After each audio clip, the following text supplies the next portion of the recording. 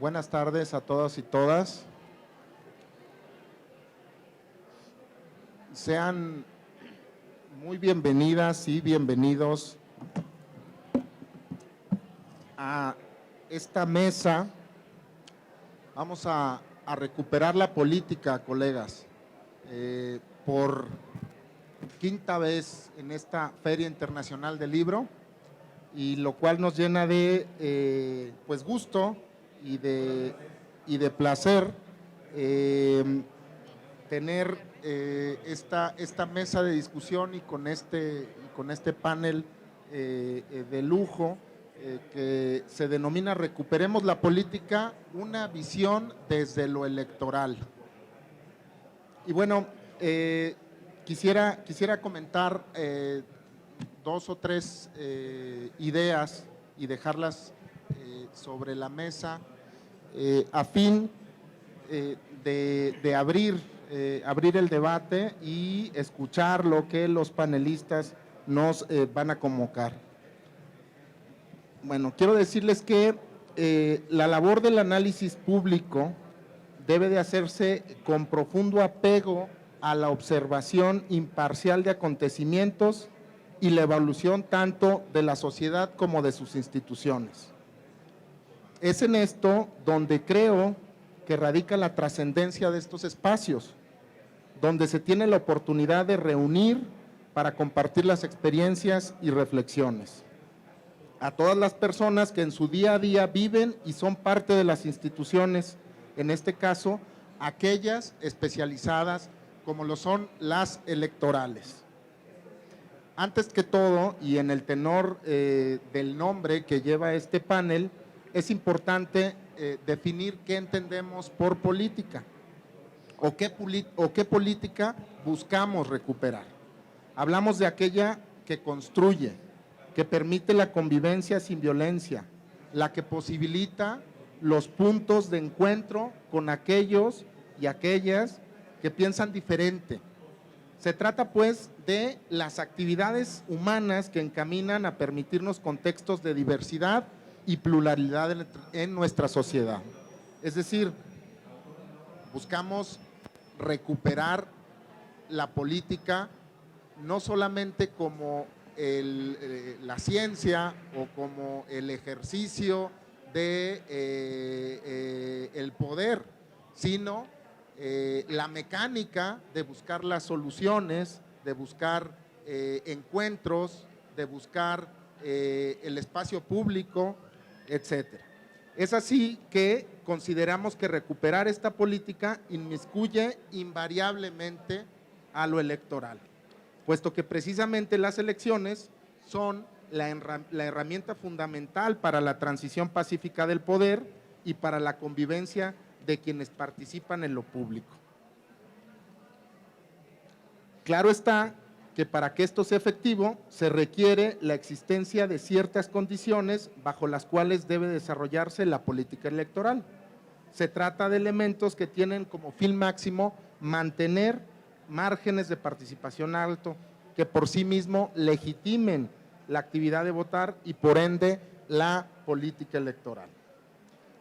En el ambiente o en este recinto de la Feria Internacional del Libro, en conjugación con el inicio del proceso electoral 2023-2024, precisamente consideramos propicio cuestionarnos acerca de la situación que guarda la política desde lo electoral. Sirva pues entonces este evento para escuchar las perspectivas provenientes de organismos administrativos a nivel local, federal y también desde la impartición de justicia especializada. Es un gusto compartir el micrófono con las y el invitado en este panel acerca de la recuperación de la política a partir de una visión desde lo electoral. Y quisiera explicarles la dinámica. Contamos con tres visiones distintas, desde los espacios que cuentan con la encomienda de salvaguardar distintas aristas del ámbito electoral del país. Nos acompañan la consejera del INE, la maestra Beatriz Claudia Zavala Pérez, a quien le pido un aplauso. Hola, buenas tardes a todos. la consejera del Instituto Estatal Electoral de Chihuahua, la licenciada Yanko Durán Prieto. Muchas gracias. Y está con nosotros también el magistrado presidente de la Sala Especializada del Tribunal Electoral del Poder Judicial de la Federación, maestro Luis Espíndola Morales. Muchas gracias. Bien, cada expositora y expositor tendrá hasta 10 minutos para presentar sus reflexiones e ideas. Posteriormente, y si el tiempo nos lo permite, pues se abrirá un espacio para la conversación entre el público y los panelistas para ensayar algún tipo de conclusiones. Entonces, comenzamos con la consejera presidenta, Yanko Durán Prieto, que ella es justamente la consejera presidenta del Instituto Electoral de Chihuahua, es licenciada en Derecho por la Universidad Autónoma de Chihuahua, ha fungido como secretaria auxiliar y secretaria de Estudio y Cuenta en el Tribunal Estatal Electoral de Chihuahua, así como asesora de consejerías en el Instituto Estatal Electoral de Chihuahua. Además de previamente haber desempeñado múltiples cargos en el Tribunal Superior de Justicia del Estado de Chihuahua, llegando a ser su titular de la Defensoría Pública. La consejera presidenta Yanko es experta en Derecho Electoral, además de contar con experiencia en litigio en materia familiar, civil y mercantil.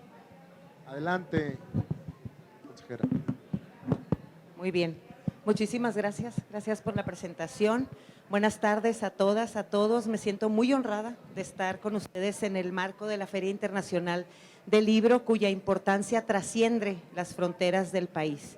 Y aquí, sobre todo en el espacio del Instituto Electoral y de Participación Ciudadana de Jalisco, en el que tiene año con año para aportar a sus visitantes experiencias y literatura sobre cultura democrática.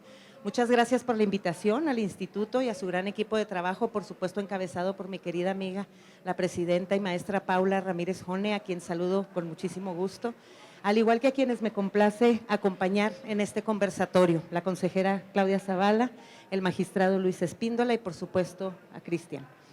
Y pues para comenzar ya con el tema quisiera decirles que cuando vi el título de la mesa pues me resultó así como que bastante retador, en principio porque como decimos de manera muy coloquial para la ciudadanía de a pie, la política no se percibe actualmente como una cuestión positiva, sino que más bien la asociamos a circunstancias negativas y merecedoras en estos tiempos de crítica, y esto pues la mantiene como que en esta constante crisis.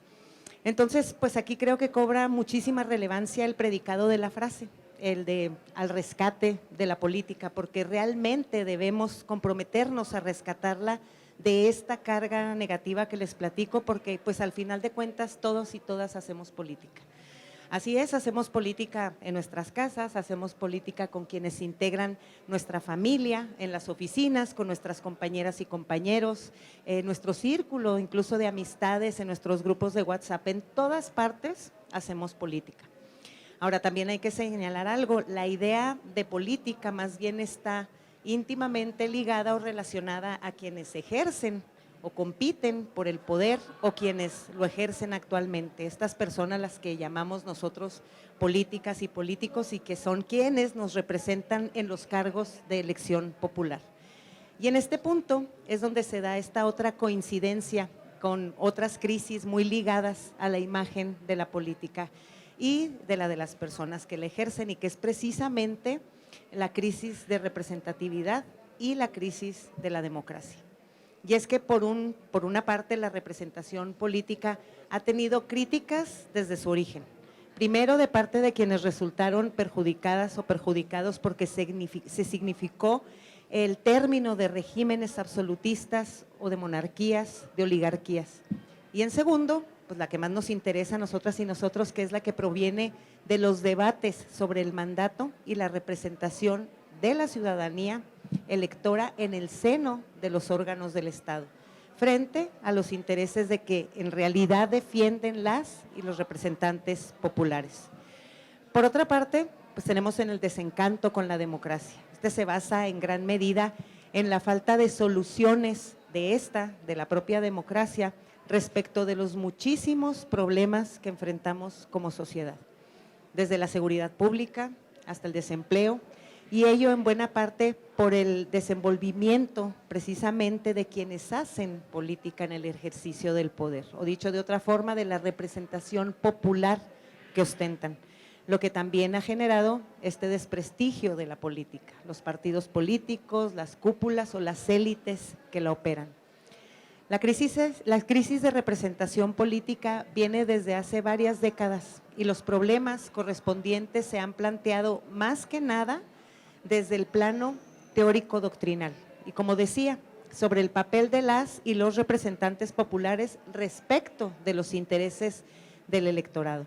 Sin embargo, muchas de las posturas académicas relativas al problema de la representación política se han ido superando, pues se han encontrado con una válvula de escape en la democracia participativa, mediante la implementación o el establecimiento de instrumentos de consulta pública en las legislaciones para que la ciudadanía tenga esta oportunidad de participar y opinar directamente sobre diversas cuestiones trascendentes para la vida en comunidad, es decir, de interés general. Así pues, aunque para nada podemos pasar por alto el problema de la representación política, me quisiera concentrar más en este desencanto o en esta crisis de la democracia y de la política que la acompaña. Entonces, como señalaba al inicio, ya que la política está en todas partes, también la podemos encontrar en estados no democráticos. Por supuesto que ha habido política en las dictaduras, en los gobiernos autoritarios, y se refiere a una política de las élites, pero sin duda el mejor marco para el ejercicio de la política está en la democracia. La política en democracia se convierte en una herramienta que tiene como fin llevar a la toma de acuerdos, a encauzar la diversidad y la pluralidad de posturas o ideas por la vía del diálogo. Podríamos decir que, como lo plantea Bernard Crick, la política es un marco democrático. Es la antítesis de la guerra, pues no implica lucha por el poder para ejercer dominación, sino como un medio para la convivencia. En cambio, la política sin democracia es la política del conflicto, el interno y el externo, más bien la del ejercicio del poder como dominación. Nuestro país, aun y cuando se encuentra bajo el denominador común de la mala imagen política, principalmente por el desenvolvimiento de las personas que la ejercen y de los partidos políticos, así como de una prolongada crisis de representatividad y el deterioro de la percepción sobre la propia democracia, cuenta con particularidades que nos distinguen de otros estados y que marcan profundamente nuestra idiosincrasia. Entre estas particularidades que les menciono, circunstancias que tenemos, está el presidencialismo, nuestro nacionalismo, la hegemonía partidista. Y aunque hay que decirlo, no son las mismas circunstancias las que vivimos hoy a las que teníamos hace 20 años, pero la percepción respecto de la política en realidad no ha mejorado. Igual que pasa con la democracia, incluso más recientemente se ha señalado también como factor de descrédito la gestión que los gobiernos dieron en el momento de la pandemia, en el COVID-2019. Lógicamente, esa falta de credibilidad incide en la participación de la ciudadanía en las elecciones, pues no encuentra alicientes para salir a votar por candidatas y por candidatos que sean postulados por partidos políticos y que a la postre se convertirán en representantes populares y por lo tanto se percibe que solo se habrá de mantener vigente la situación. Esto da muestra de que, como señaló Norberto Bobbio, las oligarquías político-partidistas y los grupos de interés son sujetos de la democracia que relegan a la ciudadanía. Ese es un problema, por decirlo de algún modo así, muy clásico. Actualmente, y según datos del informe 2023 del Latinobarómetro, nos encontramos en una recesión de la democracia ante la asunción del poder por la vía democrática o electoral de figuras autoritarias o autocráticas, cuestión que proviene de la polarización, de personalismos, del control del poder por parte de muy pocos, desplazando al pueblo. Por eso las ofertas políticas actuales son precisamente las que implican derrocar a esta clase política y castigar a la corrupción, tal como vimos recientemente en Argentina con la elección de Javier Milei y vale la pena mencionar con porcentajes de participación históricos.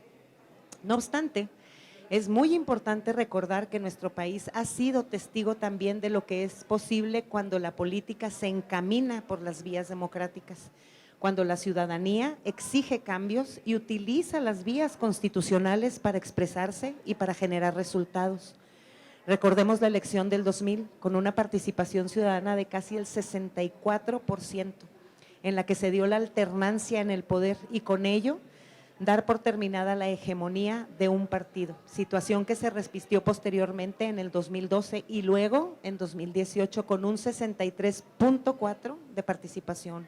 Es decir, en la celebración de elecciones tenemos una vía democrática para provocar, sin conflictos, sin violencia, cambios trascendentales en la vida pública y política de nuestro país. Como ven, el plano electoral es un sistema como el que contamos en nuestro país, que es uno de los más robustos del mundo y puede ser la plataforma mediante la que la ciudadanía ejerza política y tome decisiones.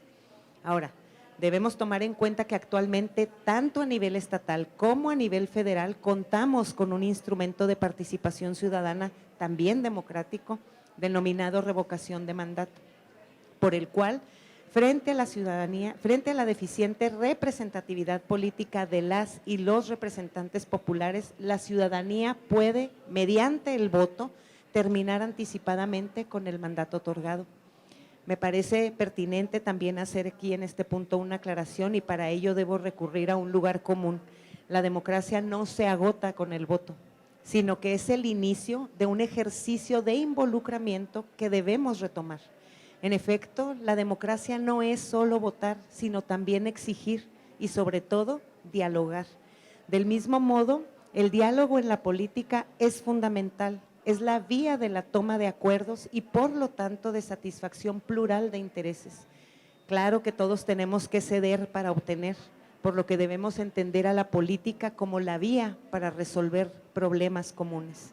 Por fortuna, el ejercicio de la política por parte de la ciudadanía no solo la encontramos en la elección de nuestras autoridades, sino en la activación y participación de los diversos instrumentos legales para consulta pública de temas relevantes para toda la sociedad. Incluso, las legislaciones prevén figuras de diálogo directo como audiencias públicas, consejos consultivos, cabildos o congresos abiertos. Lo que se requiere, pues, es conocer de su existencia y cómo echarlos a andar. En este punto, surge con fuerza el papel de las juventudes en la democracia haciendo política.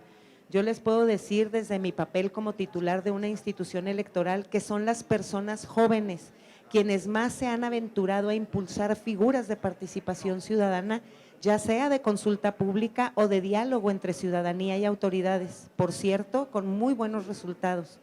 Por ejemplo, han logrado revertir proyectos de alta inversión pública para mejor canalización de los recursos públicos, consultar sobre la declaración de zonas naturales protegidas, instalación de audiencias públicas, entre otros, todos ellos por parte de personas jóvenes como iniciadores, como impulsores, es decir, son jóvenes haciendo política. Así que a quienes se encuentran aquí, pues anímense y repliquen. Digo lo anterior dado que la política debe enriquecerse con todas las visiones de quienes integran a nuestra sociedad, no solo la de las élites y los que éstas consideran que necesita el pueblo, pues como si se tratara de una masa uniforme, sino por el contrario, hay una gran diversidad y pluralidad que debe ser tomada en cuenta. Es a la política que debemos esforzarnos por impulsar, porque dentro de esa pluralidad siempre encontraremos a quienes participar, quienes puedan incidir en la generación de políticas públicas. Yo por el momento dejaría hasta aquí la participación, creo que tenemos otros 5 minutos, pero no sé. Muchísimas gracias.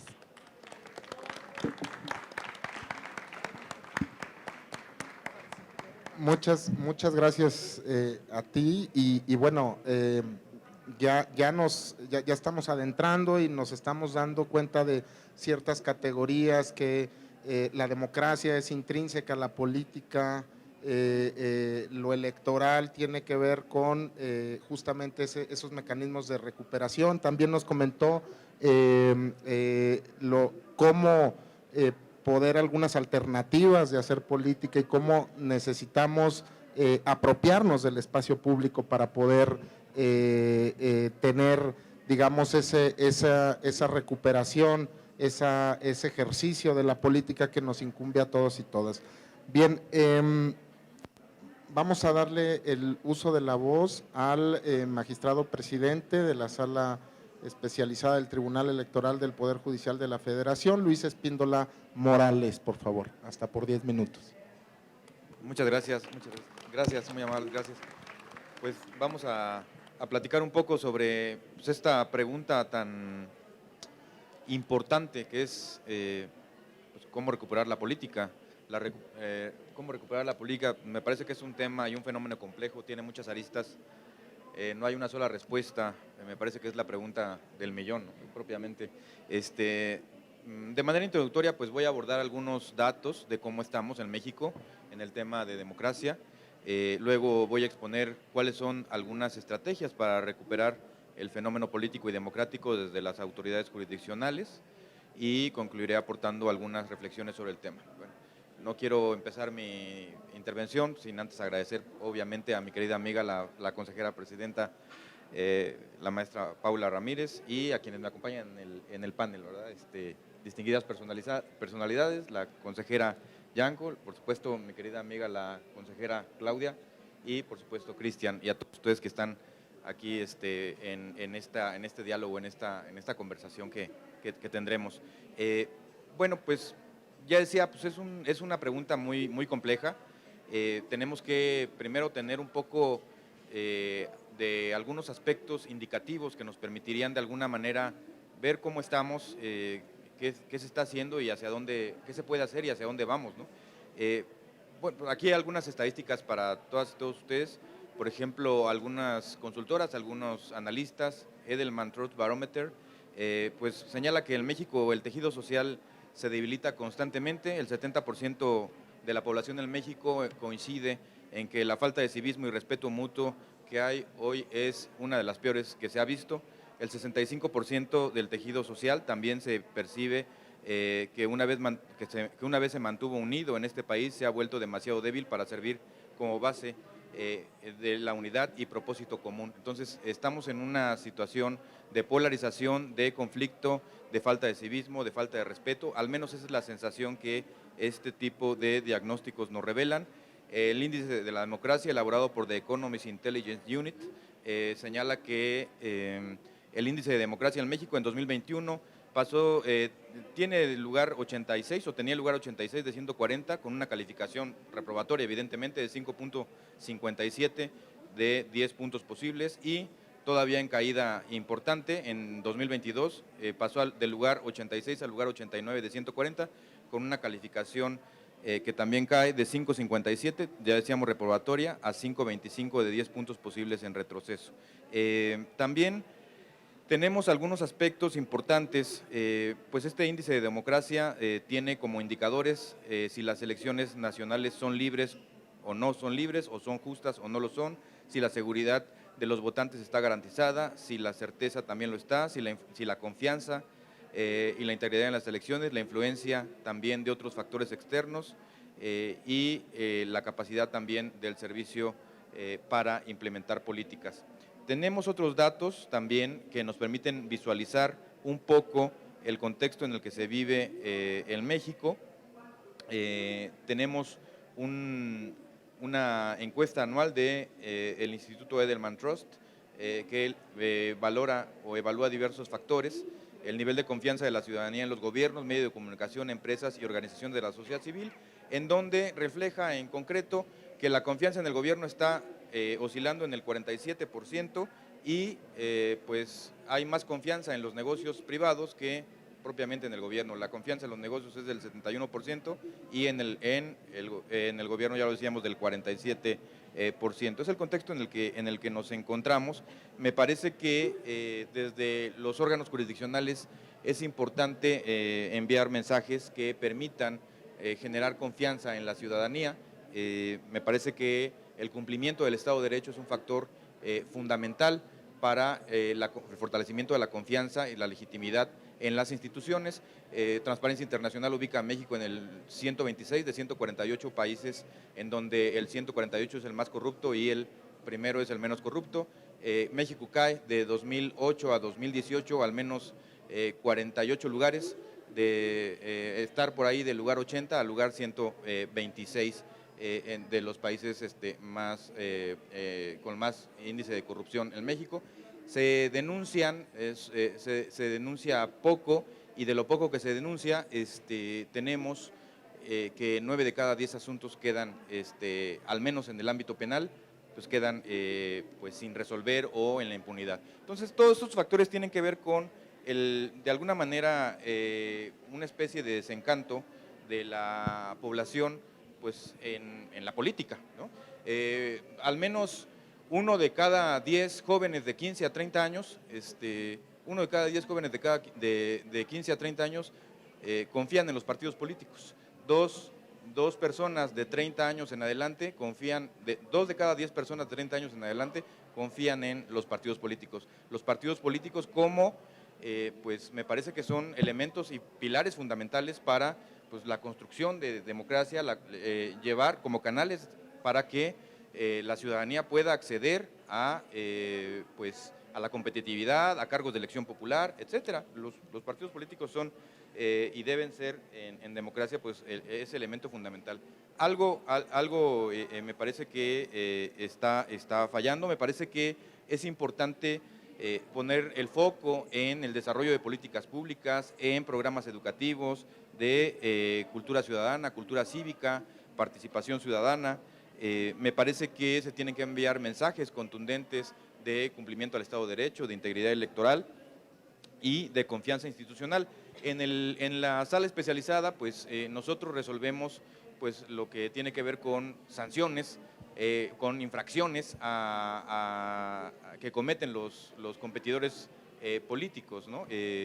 Y los mensajes que se tienen que enviar, pues tienen que ser mensajes que permitan tener claramente pues que las reglas, el incumplimiento de las reglas del juego democrático pues tiene consecuencias, ¿no? Me parece que en el caso del procedimiento especial sancionador, pues el proteger el modelo de comunicación política, la libertad de expresión, el acceso a la información, la libertad de prensa son fundamentales en toda sociedad democrática, y por su parte sancionar toda aquella conducta que tenga que ver con pues el fraude a la ley, la simulación, el uso indebido de recursos públicos, el clientelismo electoral, el condicionamiento de programas sociales, el incumplimiento a los principios constitucionales de neutralidad, imparcialidad, no injerencia, igualdad, equidad de género, paridad.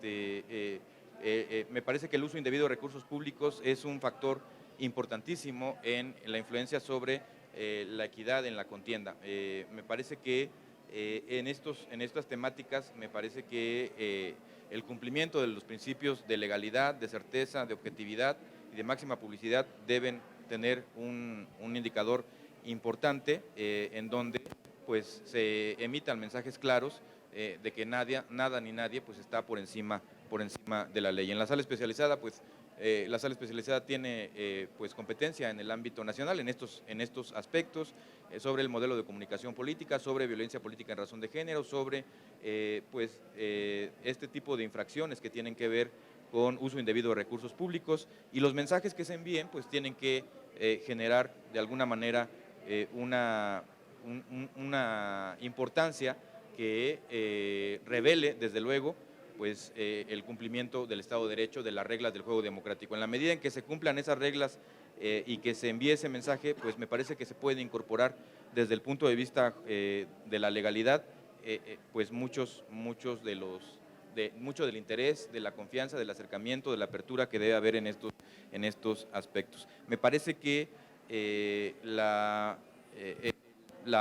política pues tiene que ver desde luego en una forma, en una herramienta, en un instrumento, en un vehículo para garantizar la convivencia pacífica, para fomentar el diálogo, la concertación, el consenso, la solución de problemas comunes, y me parece que tenemos que ver lo público como una forma como una forma clara de convivencia, de solución de los problemas que son públicos. Me parece que debemos fomentar el pluralismo, la apertura, la tolerancia, la inclusión, la cultura cívica, el respeto.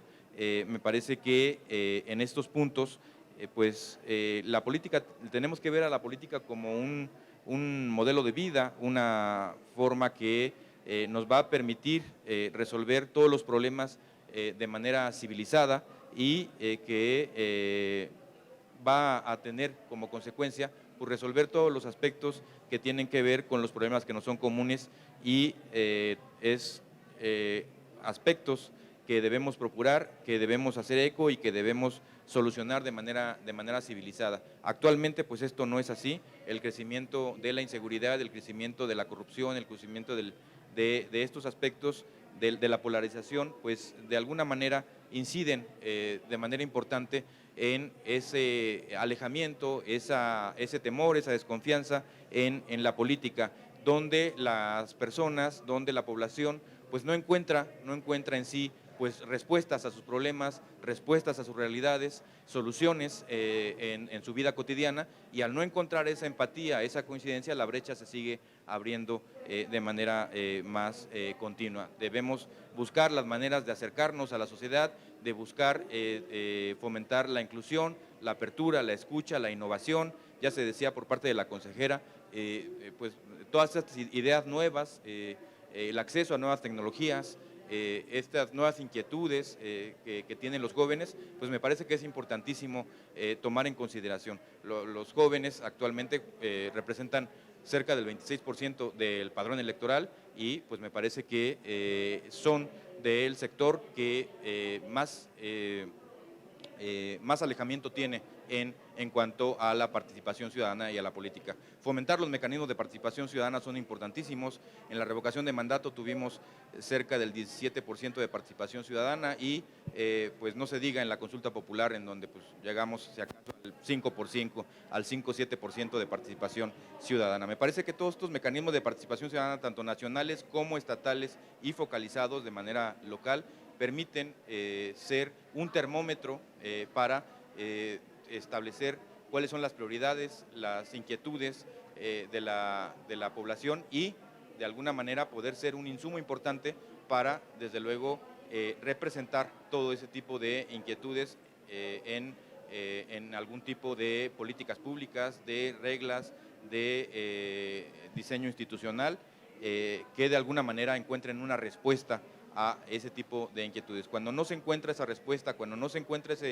esa atención a los reclamos sociales, pues entonces tendremos pues una consecuencia negativa en relación con la inclusión de la población en la política como una forma de lograr pues los objetivos de un sistema democrático.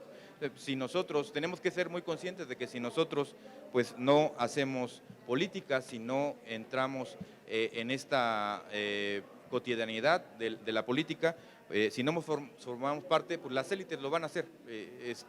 Los grupos en los que cotidianamente se ha dicho históricamente a los que corresponde tratar la política como algo extraño, como algo especializado, como algo que no es comprensible a la población, pues seguirá siendo el parámetro que se tenga que ver en todos los casos. Me parece que debemos tener en todas las instituciones pues ese interés, esa búsqueda constante de diversos mecanismos que permitan pues lograr esa inclusión, esa apertura, esa tolerancia, esa cultura cívica, respeto y empatía. Si nosotros no hacemos política, pues entonces, pues si no formamos parte de esa política, pues alguien más lo va a terminar haciendo por nosotros y pues me parece que eso es totalmente fuera del concepto de democracia que esperamos, que queremos y al que aspiramos. Gracias.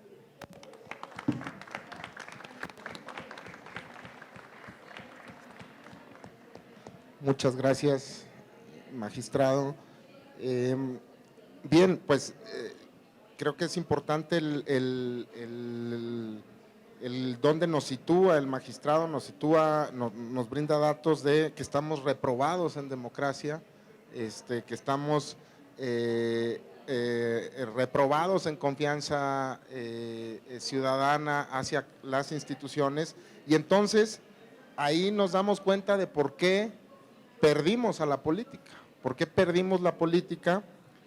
Ya que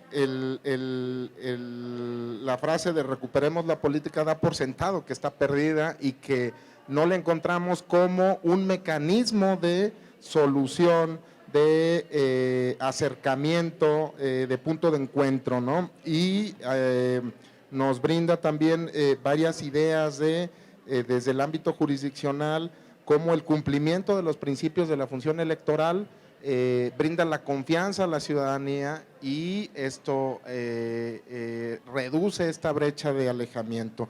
Bien, continuemos con la mesa, dándole el uso de la voz a la consejera Beatriz Claudia Zavala Pérez, consejera electoral del Instituto Nacional Electoral. Ella es licenciada y maestra en Derecho por la UNAM. Cuenta con estudios y trabajos en teoría constitucional, teoría de la democracia, sistemas electorales, teoría jurídica contemporánea, teoría de género y multiculturalismo. La consejera Zavala trabajó en el entonces Tribunal Federal Electoral, donde desempeñó cargos de Secretaría Auxiliar, Secretaría de Estudio y Cuenta, instructor y coordinadora de ponencia, además de directora de centros de capacitación judicial electoral del Tribunal Electoral del Poder Judicial de la Federación. También la consejera Zavala fue consejera presidenta y consejera electoral del Instituto Electoral del Distrito Federal, hoy de la Ciudad de México. Y bueno, pues actualmente es consejera electoral del Instituto Nacional Electoral, y pues escuchémosla porque es una autoridad en la materia de lo electoral. Gracias, Cristian. Pues me da gusto encontrarnos y verlos despiertos a esta hora, con este ruido, y vamos a hacer política, ¿no? De eso se trata este asunto. Miren, estaba yo escuchando a la consejera Yanko y al magistrado Luis, y yo dije, no, creo que yo lo que escribí sí me dejé provocar por la consejera presidenta del Instituto de Jalisco. Gracias por la invitación. Y a mí se me hace que no es compleja, es provocadora la pregunta, porque podría coincidir con Cristian de que si hablamos de recuperar la democracia, vamos a decir que está perdida. Yo digo que a lo mejor está secuestrada, ¿no? Y entonces ahí voy a tratar de ver y de exponerles algunas reflexiones que tuve desde el momento en que la consejera presidenta del Instituto de Jalisco me hizo la invitación y me puso mi cabecita a pensar. Dije, ay, qué interesante tema y qué bueno que lo estemos planteando. Creo que para hablar de la política o de su recuperación, lo primero que tenemos que hacer es definir qué se entiende por política y para qué sirve la política. Y no se trata de reducir o trasladar el sentido de esta mesa a una cuestión meramente semántica o académica, sino de tener claro que para fortalecer la sociedad democrática es indispensable que la ciudadanía tenga una idea de cómo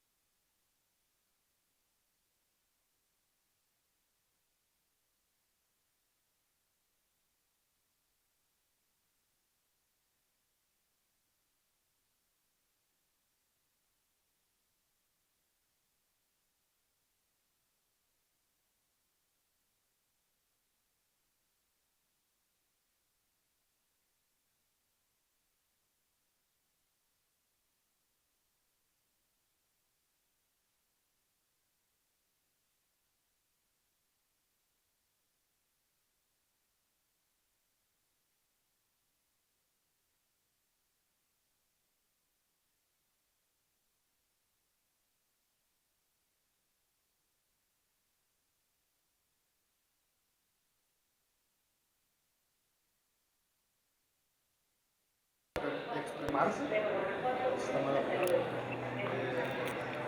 Y yo no estoy diciendo que desde lo que está ahorita se pueda hacer una reforma de ese tipo, pero eso me da pie para entender que usted tiene sus inquietudes, ¿no? Y, no sé, en lo que sí puede hacer, ¿qué es lo que cree que puede reconfigurarse? Eso sería eso.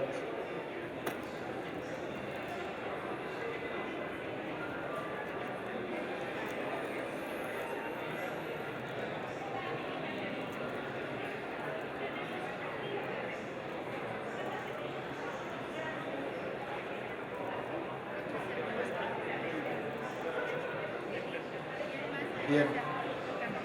¿Alguien más se avienta a hacer política con nosotros? Muy bien, bueno, pues les propongo lo siguiente, a manera de responder esta pregunta que nos hacen, aprovechar para dar algunas impresiones finales y poder cerrar la mesa. No sé si alguien quisiera empezar. Empezamos acá o de este lado.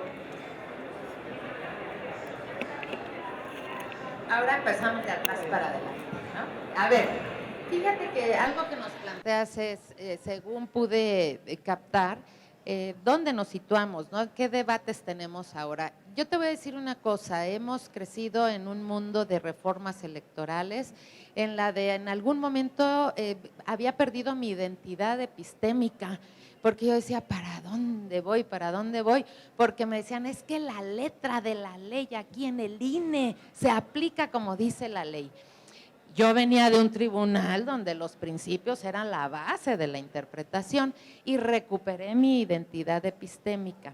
Y ahora lo que sí creo es que para mí es muy clara las reglas, los principios y los valores de nuestro sistema democrático. Y también es muy claro que las y los políticos hoy no se quieren aventar eso y que están poniendo como justificación las libertades, que si la libertad de expresión, que sí, ¿no? Sin poner las diferencias. Y eso son partes de lo que debatimos también en nuestro colegiado, porque algunos dicen, es que tiene la libertad de expresión. Hoy resolvimos una queja del gobernador Samuel García, yo le decía, pero si es servidor, ¿cómo va a tener derecho a radio y televisión de partido político si regresó como gobernador? Lo que estoy viendo es que juegan a esa línea y lo que estoy viendo es que si ya no quieren esas reglas, que hagan política, que acuerden y las cambien conforme al mecanismo que la Constitución nos da. Y cuando las cambien, quieren el sistema libérrimo como el de Estados Unidos, adelante, pero que hagan política y no que se salten las reglas, porque la democracia no se entiende sin reglas. Y entonces esas discusiones, pues algunos de mis colegas piensan de otra forma, ponderan de otra forma. ¿Y qué es lo que tenemos que hacer? La tolerancia. Pensar que el de al lado, bien lo decía la consejera Yanco en su intervención, puede pensar diferente y que no por eso puede argumentar diferente y que no por eso yo voy a descalificarlo ni lo voy a anular en sus intervenciones, ¿no? Que es válido también tener otro punto de vista y otros argumentos. Y el motivo de reflexión. Eso es lo que yo te puedo compartir de este momento. Sin embargo, yo sí creo que hoy hay una crisis muy fuerte de el respeto al Estado de Derecho, de unos y de otros los actores políticos. Y ese respeto al Estado del Derecho es fundamental en nuestra democracia. Y nosotros podemos exigirlo, porque hace ratito presentamos el libro del poder de la y los votantes, y ese poder es que nosotros les debemos exigir que se circunscriban a los límites, porque si no, el poder se convierte en abuso. Muchas gracias por estar a estas horas aquí, y yo les invito, jóvenes, adultos, niños, hagamos democracia, hagamos política, no le tengamos miedo, porque somos naturalmente seres políticos.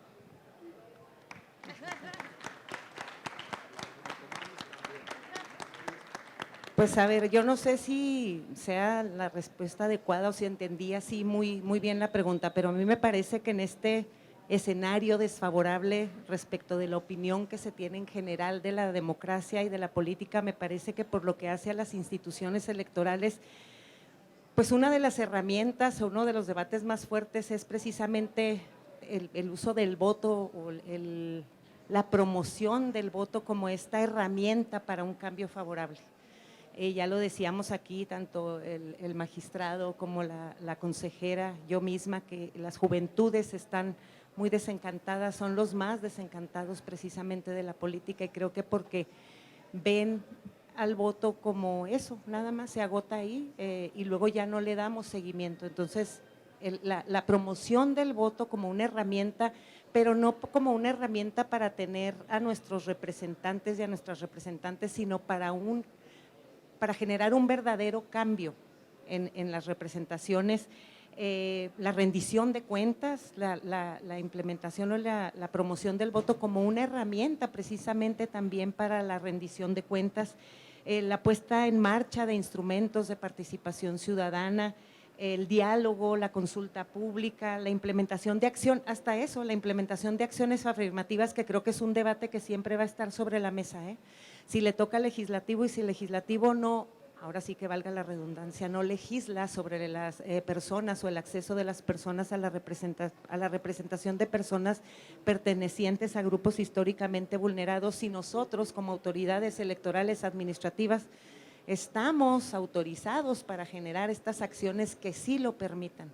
Entonces yo creo que esa es como un debate, como cuestiones que siempre están sobre la mesa de las autoridades electorales y que pueden provocar, en caso de hacer un trabajo positivo, favorable, o de verdaderamente ejercer nuestra función como debemos hacerlo, apegados a los principios rectores y sobre todo en función de a quienes nos debemos, que es precisamente pues la ciudadanía. Creo que se puede generar una mejor percepción de la democracia y también del ejercicio de la política como tal para superar o para revertir de alguna manera o en la medida de lo posible los efectos de esta actual crisis de representatividad y de la propia democracia. Creo que debemos preocuparnos muchísimo por tomar las riendas de la política de nuestro país, una política que sea de diálogo, que sea de conciliación y no de enfrentamiento, que es lo que a últimas fechas es lo que hemos estado viendo, como lo dijo la consejera, desde las cúpulas del poder. Entonces, pues yo creo que eso es lo que yo podría compartirte. No sé si es lo que tú estabas preguntando, pero es lo que yo entendí y es mi participación. Gracias.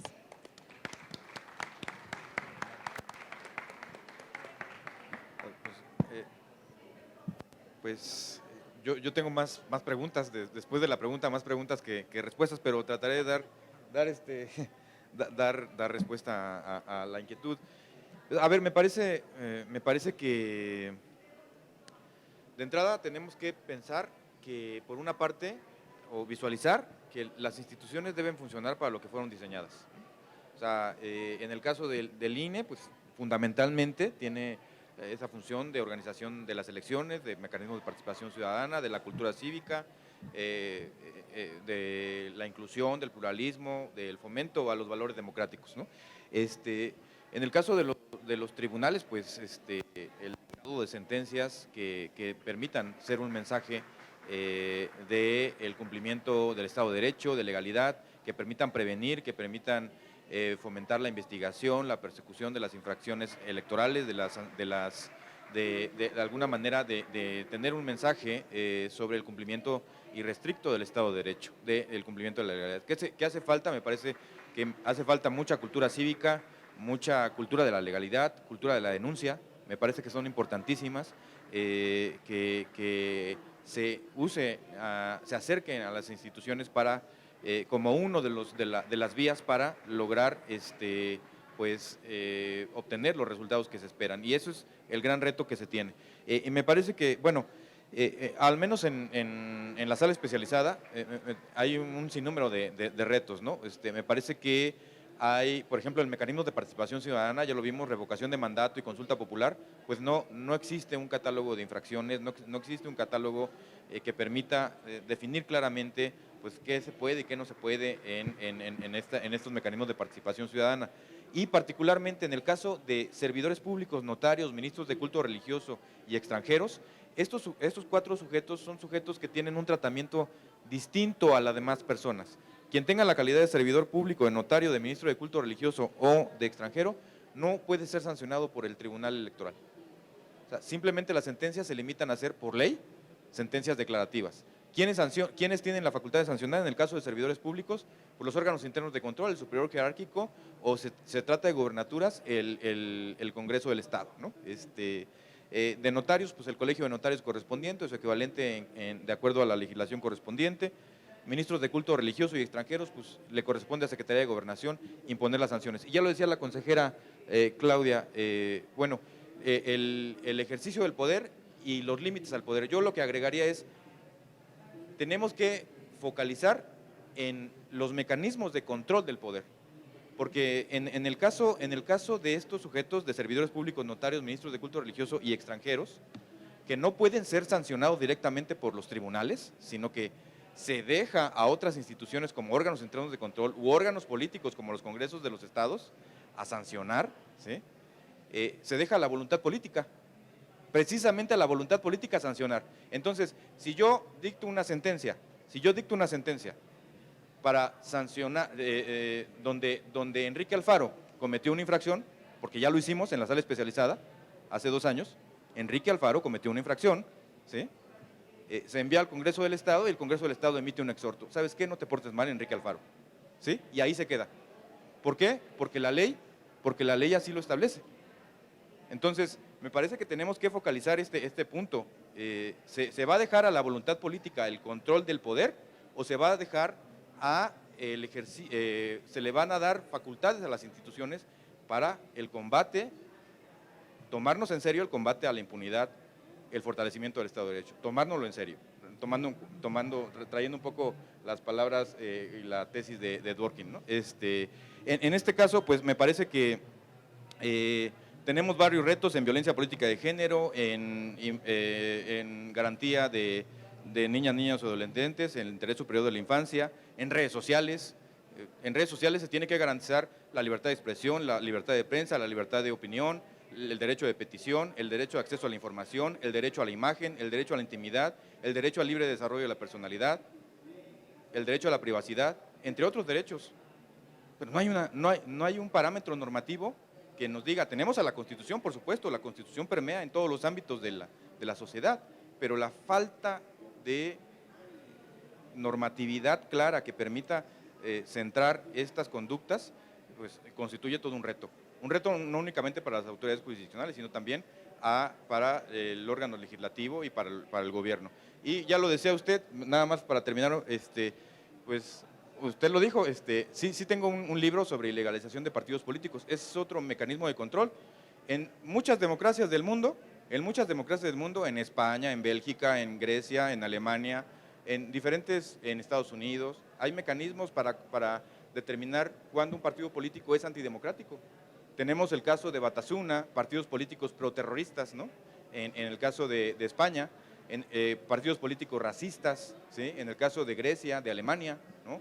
Partidos políticos xenófobos que excluyen a los extranjeros, en el caso de Bélgica, partidos políticos corruptos, ¿no? Partidos políticos corruptos que han sido ilegalizados, por ejemplo en Tailandia, ¿no? Que han sido ilegalizados. Necesitamos mecanismos de control. En el caso de México tenemos la figura de la cancelación y la pérdida del registro, ¿sí? De partidos políticos. Tuvimos, la consejera nos puede decir, tuvimos el caso del Partido Verde Ecologista de México en 2016. No se llegó, se reclamó la pérdida del registro del Partido Verde Ecologista de México por la multiplicidad de infracciones. Se llegó a una resolución en la cual pues, se tenían que determinar la sistematicidad, la gravedad de las infracciones y que el instituto debe llevar un catálogo en el que registrara todo eso. Pues, habría que preguntarle a la consejera cómo va ese registro y si ese registro ha sido efectivo, porque el año pasado al Partido Verde Ecologista lo volvimos a sancionar en la sala especializada con 118 millones de pesos. Y un voto de mi parte donde creo que la sanción en el caso de los influencers, por un dictamen de fiscalización del INE, debía ser en dólares y no en pesos, porque los ingresos así se determinaron en fiscalización. Y yo también propuse darle vista al INE para que iniciara, como lo hizo en 2016, me quedé en un voto minoritario, pues no se terminó dando vista, para que iniciara, como en 2016, un procedimiento sobre la pérdida de registro de un partido político. Los controles democráticos es donde tenemos que focalizar una de los grandes retos que tenemos, al menos en México. Hay muchos otros más, pero me parece que son algunos de los que tenemos que considerar. Gracias.